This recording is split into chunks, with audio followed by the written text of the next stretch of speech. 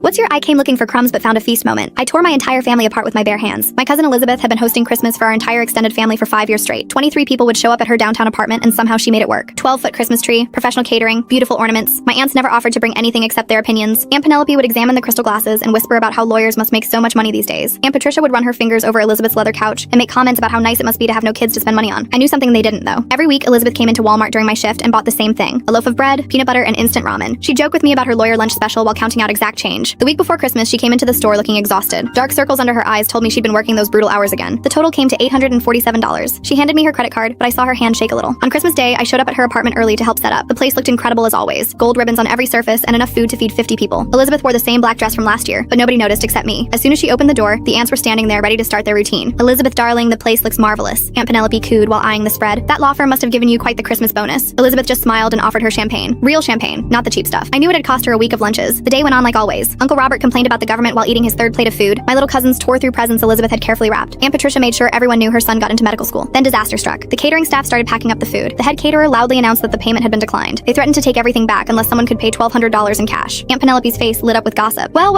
Elizabeth having some financial troubles? What happened to that big lawyer salary?" Aunt Patricia chimed in. "All this showing off had to catch up eventually." Elizabeth's face went white. She fumbled with her purse, pulling out card after card. Each one declined. "This is what happens when you try to impress people," Uncle Robert announced. Elizabeth looked like she might faint. She quietly asked if anyone could help and she'd pay them back Monday. The silence was deafening. That's when I lost it. "Are you all seriously this stupid or just pretending?" My voice came out louder than I meant it to. Everyone turned to stare at me, but I was past caring. "This woman eats ramen and peanut butter every single day. I ring her up every week at Fresh Mart and watch her count pennies to afford bread. She skipped lunch for 3 months to afford that turkey you're shoving in your face, Uncle Robert." Aunt Penelope tried to interrupt, but I kept going. "She's drowning in student loans from law school but still spends thousands on you ungrateful people every year. I've seen her put back milk because she couldn't afford it the same week she bought your kids those iPads, Aunt Patricia. She works 80-hour weeks at a nonprofit defending domestic violence victims, not at some corporate firm." Elizabeth had tears streaming down her face. "And you sit here in her apartment eating her food, drinking her champagne, and have the nerve to call her tacky? She sold plasma last month. I saw the bandage when she came in for her weekly ramen. She sold her blood to buy your kids Christmas presents." I pulled out my wallet and threw my $400 on the table. "This is all I have, but it's more than any of you deserve." That's when Aunt Penelope proved exactly who she was. She clutched her designer purse tighter and headed for the door. "Come on, Patricia, we don't need to stand here and be insulted by some grocery store clerk." But something beautiful happened. My little cousin Zoe, who was only 8, stood up and emptied her piggy bank on the table. "For Elizabeth," she said simply. Then one by one, the younger cousins started contributing. Not the adults, though. They slunk out making excuses about traffic and early mornings. In the end, we scraped together $900. Still short, but the catering manager who'd heard everything waved the rest. Elizabeth hugged me so tight I couldn't breathe. "Why did you do that?" "Because someone needed to." The next year, Elizabeth hosted Christmas again, but only for those who'd stayed. 7 people instead of 23. Chinese takeout instead of catering. It was the best Christmas we ever had, but that wasn't the end. Aunt Penelope had connections I never knew about. She was ready to make sure I learned exactly what happens when you embarrass someone with that much pride and that little heart. Full story on channel. Link below.